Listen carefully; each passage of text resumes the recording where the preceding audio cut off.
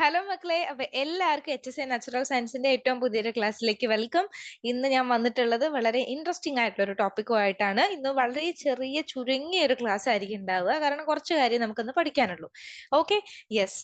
അപ്പൊ നമുക്ക് ഇന്നത്തെ ക്ലാസ്സിലേക്ക് കിടക്കാം. അതിന് മുൻപായിട്ട് നമ്മുടെ ചാനൽ ആദ്യമായിട്ട് കാണുന്ന കുട്ടികളുണ്ടെങ്കിൽ നമ്മുടെ ചാനൽ സബ്സ്ക്രൈബ് ചെയ്യുക. അതുപോലെ തന്നെ ആ നിങ്ങൾ എന്ത് ചെയ്യുക, കമന്റ് ബോക്സിൽ കമന്റും ആഡ് ചെയ്യണം. നിങ്ങൾക്ക് ക്ലാസ്സിനെ കുറിച്ചിട്ടുള്ള നിങ്ങളുടെ അഭിപ്രായങ്ങൾ എനിക്ക് കമന്റിലൂടെ മാത്രമേ അറിയാൻ സാധിക്കുള്ളൂ. സോ നിങ്ങൾ നിങ്ങളുടെ അഭിപ്രായങ്ങൾ കമന്റിൽ മസ്റ്റ് ആയിട്ട് രേഖപ്പെടുത്തണം.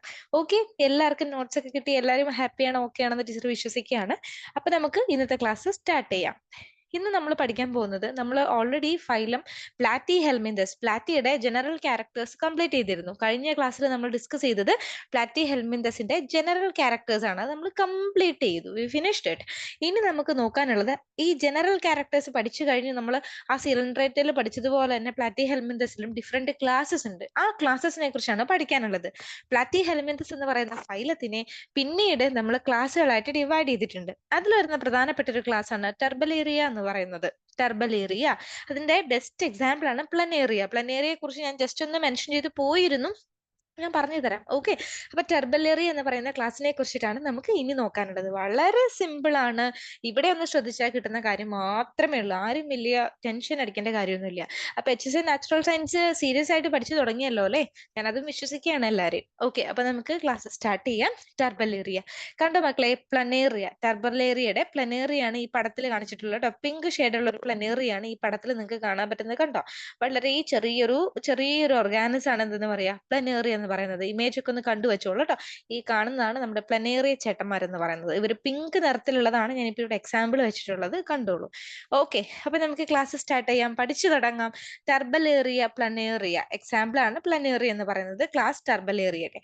ഇവരെ മെയിൻലി പറയുന്നത് എന്താണെന്ന് നോക്കാം. പരന്ന വിരകൾ, ഫ്ലാറ്റ് വേംസ് എന്നറിയപ്പെടുന്ന പ്ലാറ്റി ഹെൽമന്തസിലെ ഒരു ക്ലാസ് ആണ് എന്തെന്ന് പറയുന്നത്, ടെർബലേറിയ എന്ന് പറയുന്നത്.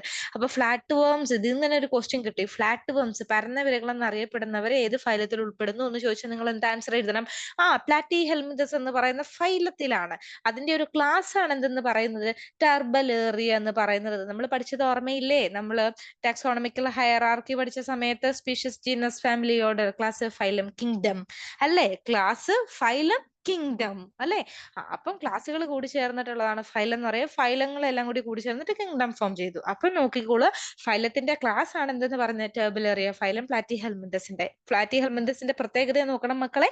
അവരെങ്ങനെയുള്ളവരാണ്? പരന്ന വിരകളാണ്. They are flat worms. Okay, ഇനി ഈ ടെർബലേറിയയുടെ ഏറ്റവും അറിയപ്പെടുന്ന ഒരു ഉദാഹരണമാണ് എന്തെന്ന് പറയുന്നത്, നമ്മളിപ്പോ പഠിച്ചുകൊണ്ടിരിക്കുന്ന പ്ലനേറിയ എന്ന് പറയുന്നവര്.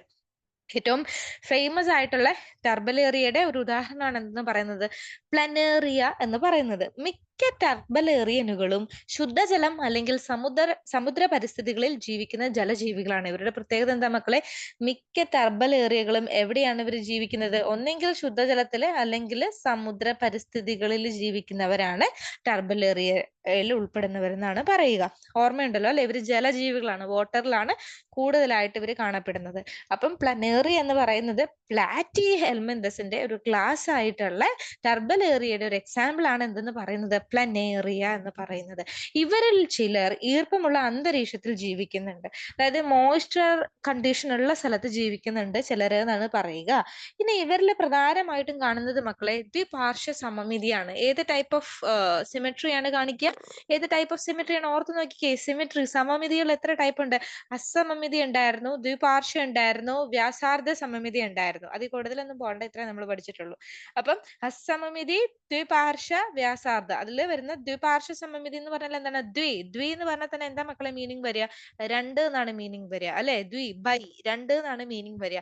അപ്പം ദ്വിപാർശ്വ എന്ന് പറയുമ്പോൾ ആരെ ഓർക്കണം എന്നാണ് ടീച്ചർ പറഞ്ഞു തന്നെ? നമ്മളെ ഓർക്കണം. നമ്മളെ എങ്ങനെയാണ്? ഇപ്പൊ ഇതൊരു ഹ്യൂമൻ ബീങ്, എന്റെ ഹ്യൂമൻ ബീങ് ഇങ്ങനെയൊക്കെ ഇരിക്കും കേട്ടോ. ഈ ഹ്യൂമൻ ബീങ്ങിനെ നമുക്ക് നടുക്കേക്കോടെ ഈസി ആയിട്ട് ഇങ്ങനെ കട്ട് ചെയ്യാം. രണ്ട് ഈക്വൽ ഹാഫ്സ് കിട്ടും അല്ലെ?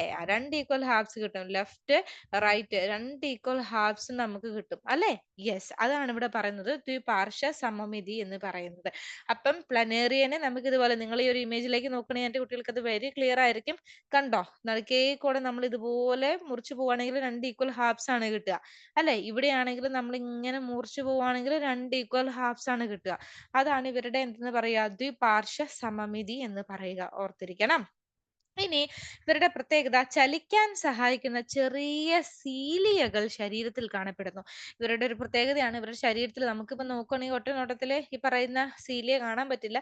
എന്നിരുന്നാലും ഇവർക്ക് ചലിക്കാൻ സഹായിക്കുന്ന ചെറിയ സീലിയകൾ ഇവരുടെ ബോഡിയിൽ ഉണ്ട് എന്നാണ് പറയാ. സീലിയ എന്തിനു വേണ്ടിയിട്ടാണ്? ചലിക്കാൻ വേണ്ടിയിട്ടുള്ളതാണ് ട്ടോ. ഓർത്തിരുന്നോളുക.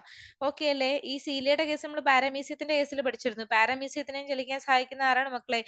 സീലിയകളായിരുന്നു. എന്നാ അമീബനെ ചലിക്കാൻ സഹായിക്കുന്ന ആരാ? ഒരു ക്വസ്റ്റ്യൻ പോട്ടെ. ആരാണ് അമീബയെ ചലിക്കാൻ സഹായിക്കുന്നത്? ആരാണ്? കപടപാദങ്ങൾ. യെസ്. മനസ്സിൽ ഓർമ്മ വന്നു എന്ന് ടീച്ചർ വിശ്വസിക്കുകയാണ്. ഓക്കെ. അപ്പൊ നമുക്ക് നോക്കാം. ചലിക്കാൻ സഹായിക്കുന്ന ചെറിയ സീലിയകൾ ഇവരുടെ ശരീരത്തിൽ കാണപ്പെടുന്നുണ്ട്. പിന്നെ പ്രത്യേകത ലളിതമായ നാഡീവ്യവസ്ഥയാണ് ഇവർക്കുള്ളത്. വളരെ സിമ്പിൾ ആയിട്ടുള്ള നെർവസ് സിസ്റ്റം ആണുള്ളത്. ഞാൻ പറഞ്ഞു തന്നിരുന്നു. പ്ലാറ്റി ഹെൽമിന്തസിൽ ചിലവർക്ക് എന്താണ് പ്രത്യേകത എന്ന് വെച്ചാൽ ചിലരുടെ ബോഡി ഓർഗൻ ലെവൽ ഓഫ് ഓർഗനൈസേഷനും ചിലർ ഓർഗൻ സിസ്റ്റം ലെവൽ ഓഫ് ഓർഗനൈസേഷനും ചിലര് അവയവതലം ആണ് കാണിക്കുക, ചിലര് അവയവ്യവസ്ഥാ തലവും കാണിക്കുന്നുണ്ട്. അപ്പൊ ഇവിടെ പ്രത്യേകത ലളിതമായ നാഡീ വ്യവസ്ഥ. ഇവരിവിടെ സിസ്റ്റം നാഡീ വ്യവസ്ഥ നെർവസ് സിസ്റ്റം കാണിക്കുന്നുണ്ട്, ബട്ട് അത് വളരെ സിമ്പിൾ ആണ്. ഒരു ജോഡി നാഡികളുണ്ട്. എന്താണ്? ഒറ്റ ഒരു ജോഡി നാഡികൾ. നാഡികൾ എന്ന് പറഞ്ഞാൽ നിങ്ങൾക്ക് അറിയാലോ അല്ലെ, നെർവുകളാണ് ഉദ്ദേശിക്കുക. അതായത് ന്യൂറോൺ നമ്മൾ പഠിച്ചിട്ടുണ്ട്. നമ്മുടെ നെർവസ് സിസ്റ്റത്തിന്റെ ഏറ്റവും അടിസ്ഥാന ഘടകമാണ് ന്യൂറോൺ എന്ന് പറയുന്നത്. ആ ന്യൂറോണുകളുടെ ആക്സൺ കൂടിച്ചേരുന്നതിനെയാണ് നമ്മൾ നാഡികൾ എന്ന് പറയുന്നത്. അപ്പൊ ഇവിടെ ഒരു ജോഡി നാഡികളുണ്ട്. അതുപോലെ തന്നെ ലളിതമായ തലച്ചോറ് ഉൾക്കൊള്ളുന്നു. എന്താണ് ഇവർക്ക്? ഇവരുടെ തലച്ചോറ് നമ്മുടെ പോലെ അത്രയും കോംപ്ലക്സ്ഡ് ആയിട്ടുള്ള, നമ്മുടെയാണ് ഏറ്റവും ഡെവലപ്ഡ് ആയിട്ടുള്ള തലച്ചോറ് കേട്ടോ. ഓക്കെ. അപ്പൊ നമ്മളെ പോലെ അത്രയും കോംപ്ലക്സ്ഡ് ആയിട്ടുള്ള തലച്ചോറല്ല ഇവർക്കുള്ളത്. വളരെ ലളിതമാണ്. ഓക്കെ. യെസ്. അതിനെ നമുക്ക് സെറിബ്രൽ ഗാംഗ്ലിയ എന്നും വിളിക്കാൻ പറ്റും. ഓർത്തിരുന്നോളൂ. ഓക്കെ. അതുപോലെ തന്നെ രക്തചംക്രമണമോ ശ്വസന വ്യവസ്ഥയോ ഇല്ല. അതായത് രക്തചംക്രമണം എന്ന് പറയുന്നത് നമ്മുടെ സർക്കുലേറ്ററി സിസ്റ്റം ആണ് ട്ടോ. അപ്പം സർക്കുലേറ്ററി സിസ്റ്റവും ശ്വസന വ്യവസ്ഥ എന്ന് പറയുമ്പോൾ നമ്മുടെ റെസ്പിറേറ്ററി സിസ്റ്റവും ഇവർക്ക് ഇല്ല എന്നാണ് പറയുക. അപ്പൊ നിങ്ങളൊന്ന് ചിന്തിച്ചു നോക്കിക്കേ, റെസ്പിറേറ്ററി സിസ്റ്റം ഇല്ലാതെ എങ്ങനെ ഒരു ഓർഗാനിസം ജീവിക്കും? എങ്ങനെയാണ് അവിടെ വാതക വിനിമയം നടക്കുന്നത്? ഗ്യാസ് എക്സ്ചേഞ്ച് നടക്കുന്നത് എങ്ങനെയാണ്? അപ്പൊ ഇവിടെ അതാണ് പ്രത്യേകത. വാതക വിനിമയത്തിന് ഇവരുടെ ബോഡിയിൽ എന്തുണ്ടെന്ന് അറിയാമോ?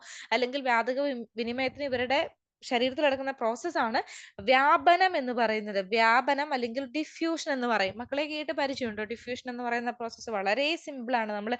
എനിക്ക് തോന്നുന്നു 8ാം ക്ലാസ്സിലോ 9ാം ക്ലാസ്സിലൊക്കെ പിള്ളേരെ നമ്മൾ പഠിപ്പിക്കുന്നതാണ് വ്യാപനം അല്ലെങ്കിൽ ഡിഫ്യൂഷൻ എന്ന് പറയുന്നത്. സിമ്പിൾ ടീച്ചർ ഒരു എക്സാമ്പിൾ പറയുകയാണെങ്കിൽ, ഇത് നമ്മുടെ ഒരു ക്ലാസ് റൂം. മക്കളൊന്ന് കരുതുക, ഇത് നമ്മുടെ ഒരു ക്ലാസ് റൂം ആണ്. ഈ ക്ലാസ് റൂമിന്റെ ഈ അറ്റത്ത് ടീച്ചർ വന്നു. ടീച്ചർ ഒരു സ്പ്രേ അടിച്ചിട്ടാണ് വന്നിട്ടുള്ളത്. അതായത് ഒരു ക്ലാസ് റൂമിന്റെ ഒരു മൂലയ്ക്ക് ടീച്ചർ നല്ലൊരു സ്പ്രേ അടിച്ചിട്ട് വന്നേക്കാണ്. ഓക്കെ. ഇവിടെയാണ് ആരിയ്ക്കുന്നത്? കുട്ടികളെല്ലാരും ഇരിക്കുന്നത് ഈ പരിസരത്താണ്. കുട്ടികളെല്ലാരും ഈ പരിസരത്താ ഇരിക്കുന്നെ. കുറച്ചിങ്ങ് മാറിയാണ് ഇരിക്കുക. ടീച്ചർ ഇവിടെ നിന്ന് പഠിപ്പിക്കുകയാണ്. ഓക്കെ. അപ്പം നിങ്ങൾ ആ ഒരു സിനാരിയോ മനസ്സിലൊന്ന് ആലോചിക്കുക. നിങ്ങളുടെ ക്ലാസ്സിൽ തന്നെ ടീച്ചർ സ്പ്രേ അടിച്ച് വന്നിരിക്കുമ്പോൾ നമുക്ക് ആ ഒരു സ്പ്രേയുടെ മണം ഒരു 5 മിനിറ്റിനുള്ളിൽ ടീച്ചറുടെ ആ ഒരു സ്പ്രേയുടെ സ്മെല്ല് നമ്മുടെ ക്ലാസ് റൂമിലേക്ക് ഫുൾ സ്പ്രെഡ് ചെയ്യില്ലേ? സ്പ്രെഡ് ചെയ്യില്ലേ മക്കളെ? ഒന്ന് ആലോചിച്ച് നോക്കിക്കേ. ഇപ്പൊ ടീച്ചർ വേണ്ട, നിങ്ങളുടെ തന്നെ ഏതെങ്കിലും ഒരു ഫ്രണ്ട് ഒരു നല്ലൊരു സ്പ്രേ അടിച്ചിട്ട് വന്നു. അവൻ അപ്പുറം ഇരിക്കുവാണെങ്കിൽ നിങ്ങൾക്ക് ഇപ്പുറം ചിലപ്പോൾ നല്ല സ്പ്രേ ഒക്കെ ആണെങ്കിൽ നല്ല സ്മെല്ല് കിട്ടും. അതിന്റെ റീസൺ എന്തായിരിക്കും മക്കളെ? എന്തായിരിക്കും അതിന്റെ റീസൺ? സ്പ്രേ അടിച്ചിട്ട് വന്ന സമയത്ത് ആ ഫ്രാഗ്രൻസിന്റെ മോളിക്യൂൾസ് കൂടുതലായിട്ടും ടീച്ചറുടെ പരിസരത്തായിരുന്നു ഉണ്ടായിരുന്നത്. ഫ്രാഗ്രൻസിന്റെ മോളിക്യൂൾ ആണ് ഞാൻ ഈ പച്ച കളർ കാണിക്കുന്നത്. ഇത് കൂടുതലായിട്ടും ടീച്ചറുടെ പരിസരത്തായിരുന്നു ഉണ്ടായിരുന്നത്. ഫ്രാഗ്രൻസിന്റെ മോളിക്യൂൾ ഇവിടെ ഒന്നോ രണ്ടെണ്ണോ ഒക്കെ ഉള്ളൂ. ഇവിടെ കുറവായിരുന്നു. അപ്പം ഈ മോളിക്യൂൾസിന് ഒരു പ്രത്യേകതയുണ്ട്. അവരെന്ത് ചെയ്യുന്നെന്ന് അറിയാമോ? കൂടുതലുള്ളിടത്ത് നിന്ന് കുറവുള്ളിടത്തേക്ക് മാറും ഈക്വൽ ആവാൻ വേണ്ടിയിട്ട്. അപ്പൊ ഫ്രാഗ്രൻസിന്റെ മോളിക്യൂള് ഇവിടെ നിന്ന് ഇങ്ങോട്ട് ട്രാവൽ ചെയ്യും. അതുകൊണ്ടാണ് ആ സ്മെല്ല് ആകെ പരക്കുന്നത്. സിംപ്ലി എക്സാമ്പിൾ പറയുകയാണെങ്കിൽ, നിങ്ങൾ ഒരു ക്ലാസ്സിൽ ഇരിക്കുകയാണ്. നിങ്ങളുടെ ക്ലാസ്സിൽ ടീച്ചർ വന്നിട്ട് പറയാണ്, മക്കളെ നിങ്ങളെ ഒന്ന് ഗ്രൂപ്പ് തിരിക്കണം. അപ്പൊ 10 പേരാണ് നിങ്ങൾ സ്റ്റുഡൻസ് ഉള്ളത്. അപ്പൊ ടീച്ചർ എന്ത് ചെയ്തു? 10 പേരുള്ളതിൽ ഒരു ഗ്രൂപ്പിൽ 3 പേരും ഒരു ഗ്രൂപ്പിൽ 7 പേരുമായിട്ട് തിരിച്ചു. അത് ന്യായമാണോ? അപ്പൊ നമ്മൾ പറയും ടീച്ചറെ ഈ കാണിക്കുന്ന ന്യായമല്ല, ഇങ്ങനെ തിരിച്ചാൽ ശരിയാവില്ല എന്ന് പറയും അല്ലെ. ഒരു ഗ്രൂപ്പിൽ 3ഉം ഒരു ഗ്രൂപ്പിൽ 7ഉം അതൊരിക്കലും ന്യായമല്ല. അപ്പൊ ടീച്ചർ എന്ത് ചെയ്യണം? ആ 7 ഉള്ളിടത്ത് നിന്ന് എന്താണ് 2 പേരെ 3 ഉള്ളിടത്തേക്ക് വിടണം. അപ്പൊ 2 ഗ്രൂപ്പിലും 5 5 ആവും. ഈക്വൽ ആവും. അത് തന്നെയാണ് ഡിഫ്യൂഷൻ എന്ന് പറയുന്ന പ്രോസസ്സിലും ചെയ്യുന്നത്.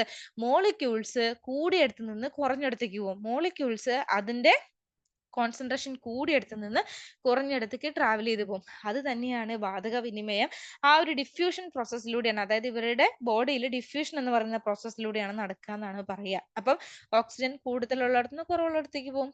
മനസ്സിലായോ? ഓക്സിജൻ അന്തരീക്ഷത്തിൽ കൂടുതലാണ്, ബോഡിയുടെ ഉള്ളിൽ കുറവാണ്. അപ്പൊ ഡിഫ്യൂഷൻ വഴി അത് ബോഡിയുടെ ഉള്ളിലേക്ക് എൻ്റർ ചെയ്ത് പോകും. ഈ ഡിഫ്യൂഷൻ തന്നെ നമ്മുടെ ലങ്സിലും നമ്മുടെ ആൽവിയോളയിലും നടക്കുന്നുണ്ട്. അതൊന്ന് ആലോചിച്ച് വെക്കുക. ഇനി പറയുന്നത് ഇവരുടെ ബോഡിയിൽ അപൂർണമായ ദഹന വ്യവസ്ഥയാണുള്ളത്. അതായത് ഡൈജസ്റ്റീവ് സിസ്റ്റം ഉണ്ട്, പക്ഷെ അവരത്ര പൂർണ്ണമല്ല, അപൂർണ്ണമാണ്. ഞാൻ പ്ലാറ്റി ഹെൽമിന്തസിന്റെ ക്യാരക്ടേഴ്സിൽ പറഞ്ഞൊരു കാര്യമായിരുന്നു. അതിന്റെ അപൂർണ ദഹന വ്യവസ്ഥ എന്ന് പറയാൻ കാരണം എന്താണ്? ഇവർക്ക് ഒരൊറ്റ ഒരു ദ്വാരമേ ഉള്ളൂ, ബോഡിയിൽ ഒറ്റ ഒരു ദ്വാരമേ ഉള്ളൂ. അത് തന്നെയാണ് വായു, അത് തന്നെയാണ് മലദ്വാരവും. എന്തൊരു വൃത്തികേടാണ്. അത് മാത്രമേ ഇവർക്കുള്ളൂ. ഓക്കെ, അപ്പൊ അപൂർണ ദഹന വ്യവസ്ഥയാണ്. നമ്മളെ പോലെ രണ്ട് മൂന്ന് ടൈപ്പ് ഓഫ് എന്താണ്, രണ്ട് മൂന്ന് ടൈപ്പ് ഓഫ് അല്ല, നമ്മളെ പോലെ പൂർണ്ണമായിട്ടുള്ള ദഹന വ്യവസ്ഥ കാര്യങ്ങളൊന്നും ഇല്ല. ഓക്കെ, ഇനി ഇവിടെ എന്താ പറയുന്നത്? ലൈംഗികമായും അലൈംഗികമായും പ്രത്യുൽപാദനം നടത്താൻ കഴിയും ഇവർക്ക്. ലൈംഗികം സെക്ഷൽ ആയിട്ടും എസെക്ഷൽ ആയിട്ടും റീപ്രൊഡക്ഷൻ നടത്താൻ കഴിയും എന്നാണ് പറയുക. അതുപോലെ തന്നെ ഇവരുടെ ബോഡിയിൽ അലൈംഗികമായിട്ട് റീപ്രൊഡക്ഷൻ നടത്താൻ പറ്റുന്ന പറഞ്ഞാൽ റീജനറേഷൻ ആണ് പറയുക. റീജനറേഷൻ എന്ന് പറയുന്ന പ്രോസസ്സ് എന്താണ്? ഉയർന്ന പുനരുൽപാദന ശേഷി എന്നാണ് നമ്മൾ എന്തിനെ പറയുക? റീജനറേഷനെ പറയുക. ഉയർന്ന പുനരുൽപാദന ശേഷി, റീജനറേഷൻ പ്രോസസ്സ്. ഞാൻ പ്ലാറ്റി ഹെൽമിന്തസിന്റെ ക്യാരക്ടേഴ്സ് പഠിപ്പിച്ചപ്പോഴേ നിങ്ങളെ പഠിപ്പിച്ചിരുന്നു, എന്നിരുന്നാലും ഞാൻ ഒന്നുകൂടി വരച്ച് കാണിച്ചു തരാം. ഇത് പ്ലനേറിയ ആണ്, മക്കളെ ശ്രദ്ധിക്കുക. ഇതൊരു പ്ലനേറിയ ആണ്. ഈ വരച്ചിരിക്കുന്ന ടീച്ചർ ഒരു പ്ലനേറിയ ആണ് കേട്ടോ വരച്ചിരിക്കുന്നത്. ഈ പ്ലനേറിയനെ ഞാൻ എന്ത് ചെയ്തു എന്നറിയാമോ? ഈ പ്ലനേറിയനെ ഞാൻ ഈ ഒരു ഭാഗത്ത് വെച്ച് അങ്ങ് കട്ട് ചെയ്ത് കളഞ്ഞു. ഇങ്ങനെ ഞാൻ അങ്ങ് കട്ട് ചെയ്തു. ഇപ്പൊ എനിക്ക് പീസ് 1ഉം കിട്ടി, പീസ് 2ഉം കിട്ടി പ്ലനേറിയയുടെ. ഓക്കെ, അപ്പൊ നമുക്ക് ഇവിടെ എത്ര പാർട്സ് ആ കിട്ടിയിട്ടുള്ളത്? 2 പാർട്സ് കിട്ടിയിട്ടുണ്ട്. ഒരു പാർട്സ് ഇതുപോലെ ഇങ്ങനെ ഇരിക്കും അല്ലെ, ഇതുപോലെ ഇങ്ങനെ ഇരിക്കുന്ന ഒരു പാർട്ടും കിട്ടിയിട്ടുണ്ട്. ഇതുപോലെ ഇങ്ങനെ ഇരിക്കുന്ന ഒരു പാർട്ടും കിട്ടിയിട്ടുണ്ട്. ഈ റീജനറേഷൻ എന്ന് പറഞ്ഞാൽ ഈ മുറിഞ്ഞു പോയ ഭാഗങ്ങൾ എന്ത് ചെയ്തെന്ന് അറിയാമോ മക്കളെ? റീജനറേഷൻ പ്രോസസ് വഴി മുറിഞ്ഞു പോയ ഭാഗങ്ങള് വീണ്ടും ഉണ്ടായി വരും. ഉണ്ടായി വരുന്നോണ്ടാണ് കേട്ടോ ഞാൻ ഇങ്ങനെ ഡോട്ടഡ് ലൈൻ ഇട്ട് കാണിച്ചിരിക്കുന്നത്. വീണ്ടും ഉണ്ടായി വരും. അപ്പൊ ഇവിടെ ഇപ്പൊ എത്ര പ്ലനേറിയ നമുക്ക് കിട്ടി? ഒന്നെന്ന് പറയുന്ന പാർട്ടിൽ നിന്ന് ഒരു പുതിയ പ്ലനേറിയ വന്നു, 2ൽ നിന്നും പുതിയൊരു പ്ലനേറിയ വന്നു. അപ്പൊ ഇവിടെ ടോട്ടല് എത്ര പ്ലനേറിയ വന്നു എന്ന് ആലോചിച്ച് നോക്കിക്കേ. പുതിയ പ്ലനേറിയ ഉണ്ടായി, ഫോം ചെയ്ത് വന്നു. അതിനെയാണ് നമ്മൾ എന്തെന്ന് പറയാ? റീജനറേഷൻ എന്ന് പറയാ. ഈ ഒരു പ്രോസസ്സിനെ മക്കളെ നമ്മൾ എന്തെന്നാ പറയാ? റീജനറേഷൻ എന്നാണ് പറയുക. റീജനറേഷൻ. അപ്പം പ്ലനേറിയക്ക് എന്തിനുള്ള ശേഷിയുണ്ട്? പുനരുൽപാദനത്തിനുള്ള ശേഷി ഉണ്ടെന്നാണ് പറയാ. വേറൊരു റീജനറേഷൻ വേറൊരു റീജനറേഷൻ നടത്തുന്ന ഒരു ഓർഗാനിസത്തിന് എക്സാമ്പിൾ ആയിട്ട് നമുക്ക് പറയാം നമ്മുടെ പല്ലി. പല്ലിയുടെ വാല് മുറിഞ്ഞു പോയാൽ നിങ്ങൾ കണ്ടിട്ടില്ലേ? പല്ലിയുടെ വാല് മുറിഞ്ഞു പോയാൽ വീണ്ടും ആ വാല് ഉണ്ടായി വരും. അത് അവരുടെ body part, lost body parts അവർ റീജനറേറ്റ് ചെയ്യുന്നതാണ്. ഇനി പ്ലനേറിയ പ്രകാശത്തിൽ നിന്ന് ഇരുണ്ട പ്രകാശങ്ങളിലേക്ക് നീങ്ങുന്നതിലൂടെ നെഗറ്റീവ് ഫോട്ടോടാക്സിസ് പ്രകടിപ്പിക്കുന്നു. പ്ലനേറിയ കാണിക്കുന്ന വേറൊരു പ്രോസസ്സാണ് നെഗറ്റീവ് ഫോട്ടോടാക്സിക്സ്. അതായത് പ്ലനേറിയ എന്ത് ചെയ്യുന്ന അറിയാമോ? അവർക്ക് ലൈറ്റ് ഇഷ്ടമല്ല, വെളിച്ചം ഇഷ്ടമല്ല. അവരെന്ത് ചെയ്യുന്ന അറിയാമോ? വെളിച്ചം കിട്ടുമ്പം അവർ ഇരുണ്ട സ്ഥലത്തേക്ക് മാറും, വെളിച്ചത്തിന് ഒഴിവാക്കി മാറും.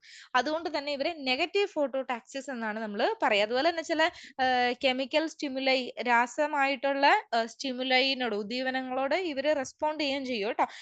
നിങ്ങൾ ഓർമ്മയുണ്ടോ നിങ്ങൾക്ക്? ലൈറ്റ് ഡിപ്പെൻഡന്റ് ആയിട്ടും ലൈറ്റ് ഇൻഡിപെൻഡന്റ് ആയിട്ടും വളരുന്ന പ്ലാന്റ്സിനെ കുറിച്ചൊക്കെ നമ്മൾ ചെറിയ ക്ലാസ്സുകളിൽ പഠിച്ചിട്ടുണ്ട്. അതായത് ചില പ്ലാന്റ്സ് എന്താണ്, ലൈറ്റ് വരുമ്പോൾ ലൈറ്റിന് അക്കോർഡിംഗ്ലി വളരും അല്ലെ, ലൈറ്റിന് നേരെ. അപ്പൊ അവരെ പോസിറ്റീവ് ഫോട്ടോട്രോപ്പിസം എന്നൊക്കെ നമ്മൾ പഠിച്ചിരുന്നു. അതുപോലെ തന്നെ ഒരു കാര്യമാണ്, ചില ആനിമൽസും അങ്ങനെ ചെയ്യുന്നുണ്ട്. അതിന് എക്സാമ്പിൾ ആണ് പ്ലനേറി എന്ന് പറയുന്നത്. നെഗറ്റീവ് ഫോട്ടോടാക്സിക്സ് ആണ് ഇതിവിടെ പ്രകടിപ്പിക്കുന്നത്. കാരണം ഇത് ലൈറ്റ് കിട്ടുമ്പോൾ ലൈറ്റിനെ നമ്മൾ പറയില്ലേ, ഇപ്പൊ നമ്മളൊരു പട്ടിക്കുട്ടീനെയൊക്കെ ആണെങ്കിൽ ഇങ്ങോട്ട് വാടാന്ന് പറയുമ്പോൾ അത് അങ്ങോട്ട് വിടും. അതുപോലെ തന്നെയാണ് ലൈറ്റ് വരുമ്പോൾ ലൈറ്റിന്റെ എതിരെ ഓപ്പോസിറ്റ് ചെയ്ത് പോകും. അതാണ് നെഗറ്റീവ് ഫോട്ടോടാക്സിസ് എന്ന് പറയുന്നത്. അതുപോലെ ഈ പെരുമാറ്റം കൊണ്ട്, ഈ നെഗറ്റീവ് ഫോട്ടോടാക്സിസ് കാണിക്കുന്നത് കൊണ്ട് തന്നെ വളരെ തെളിച്ചമുള്ള ചുറ്റുപാടുകൾ ഒഴിവാക്കാൻ ഇവരെ സഹായിക്കുന്നു അത്. ഓക്കെ, പ്ലനേറിയയിലെ നെഗറ്റീവ് ഫോട്ടോടാക്സിസ് അവരെ സുരക്ഷിതവും ഈർപ്പമുള്ളതുമായ അന്തരീക്ഷത്തിൽ സാധാരണയായി പാറകൾക്ക് കീഴിലോ അവശിഷ്ടങ്ങളിലോ തുടരാൻ സഹായിക്കുന്നു. ഇവർക്ക് വേറൊരു യൂസ്ഫുൾ ആയിട്ടുള്ള ഒരു കാര്യം കൂടി ഇവിടെ ചെയ്യുന്നുണ്ട്. എന്താ യൂസ്ഫുൾ ആയിട്ടുള്ള ഒരു കാര്യം കൂടി ഇവിടെ കിട്ടുന്നത് നോക്കിക്കേ. പ്ലനേറിയയിൽ വരുന്ന ഈ നെഗറ്റീവ് ഫോട്ടോടാക്സിസ് അവരെ എന്തിനെ ഹെൽപ്പ് ചെയ്യുന്നു? പ്ലനേറിയയിൽ വരുന്ന ഈ നെഗറ്റീവ് ഫോട്ടോടാക്സിസ് എന്ന് പറയുന്ന പ്രോസസ്സ് ഇവരെ സേഫ് ആയിട്ട് ഇരിക്കാനായിട്ട് ഹെൽപ്പ് ചെയ്യുന്നു. ഓക്കെ, ഇവര് മെയിൻ ആയിട്ട് ഇങ്ങനെ ഒളിച്ചു പോയിരിക്കുന്നത്, ലൈറ്റ് കിട്ടാണ്ട് ഒളിച്ചു പോയിരിക്കുന്നത് എവിടെയാണ്? പാറകളുടെ അടിയിലോ അല്ലെങ്കിൽ എന്തെങ്കിലും ജന്തുക്കളുടെ അവശിഷ്ടങ്ങളുടെ അടിയിലോ ഒക്കെയാണ് ഇവര് പാവങ്ങൾ പോയി ഇരിക്കാറുള്ളത്. ഓക്കെ, അപ്പം ഇങ്ങനെ ഇരിക്കുമ്പോ വേറൊരു കാര്യം എന്താന്ന് വെച്ചാൽ ഇവര് സേഫ് ആയിരിക്കും. അതായത് മറ്റുള്ള ഓർഗാനിസംസ് ഉണ്ടല്ലോ, ഇപ്പൊ പ്രിഡേറ്റേഴ്സ് ഒക്കെ ഉണ്ടല്ലോ, ഈ പ്ലനേറിയനെ ഭക്ഷണമാക്കുന്ന ആളുകൾ ഉണ്ടാവുമല്ലോ, ഇരപിടിയന്മാര്. അവരൊന്നും ഇവരെ പെട്ടെന്ന് കാണില്ല. ഇവര് ഇരട്ടത്തേക്ക് മാറിയിരിക്കുമ്പോ, വെട്ടത്തുനിന്ന് ഇവര് ഇരട്ടത്തേക്ക് മാറിയിരിക്കുമ്പോ ഇവർക്ക് കുറച്ച് സേഫ് ആയിട്ടുള്ള ഒരു അന്തരീക്ഷം കിട്ടുകയും കൂടി ചെയ്യുന്നുണ്ട്. അപ്പൊ ഇത്രയും കാര്യങ്ങളാണ് മക്കളെ നമുക്ക് ഇന്നത്തെ ഈ ഒരു ക്ലാസ്സിൽ ഡിസ്കസ് ചെയ്യാനുള്ളത്. അപ്പം എല്ലാ കുട്ടികളും ക്ലാസ് മാൻഡേറ്ററി ആയിട്ട് കാണുക. ക്ലാസ്സിന്റെ ഇടയ്ക്കൊക്കെ കുറച്ച് എന്താണ് എനിക്ക് കുറച്ച് സ്പെല്ലിംഗ് മിസ്റ്റേക്ക് പറഞ്ഞപ്പോൾ വന്നിട്ടുണ്ട്. കാരണം എന്താണെന്ന് വെച്ചാൽ ഈ മലയാളത്തിൽ അങ്ങനെ ക്ലാസ് കണ്ടിന്യൂസ് എടുക്കാറില്ല. നിങ്ങൾക്ക് വേണ്ടിയിട്ടാണ് ഞാനിപ്പം ഞാൻ തന്നെയാണ് ഈ സ്ലൈഡ്സ് എല്ലാം ഉണ്ടാക്കി. നമുക്ക് മലയാളത്തിൽ ഒരു നോട്ടുകളും അവൈലബിൾ അല്ല HSA നാച്ചുറൽ സയൻസിന്റെ. അപ്പൊ ഞാൻ തന്നെ നിങ്ങൾക്ക് വേണ്ടി പോയി ഇരുന്ന് ഇതെല്ലാം ഇംഗ്ലീഷിലുള്ള എൻ്റെ കയ്യിലുള്ള നോട്ട്സ് മുഴുവൻ മലയാളത്തിലേക്ക് ട്രാൻസ്ലേറ്റ് ചെയ്ത് അത് ടൈപ്പ് ചെയ്ത് അങ്ങനെയൊക്കെയാണ് എടുക്കുക. അപ്പൊ മലയാളത്തിൽ എനിക്ക് കുറച്ച് ശീലക്കുറവുള്ളത് കൊണ്ടാണ് കുറച്ച് മിസ്റ്റേക്കുകളൊക്കെ വരും. അപ്പൊ കുട്ടികൾ എല്ലാവരും ക്ഷമിക്കുക. അതുപോലെ തന്നെ ക്ലാസ് കാണുക. ക്ലാസ്സിനെ കുറിച്ചിട്ടുള്ള അഭിപ്രായങ്ങൾ മാൻഡേറ്ററി ആയിട്ട് എല്ലാവരും എഴുതുക. അത് കാണുമ്പോൾ ഒരു സന്തോഷം നമുക്ക് കിട്ടും. അതുകൊണ്ടാണ് കേട്ടോ.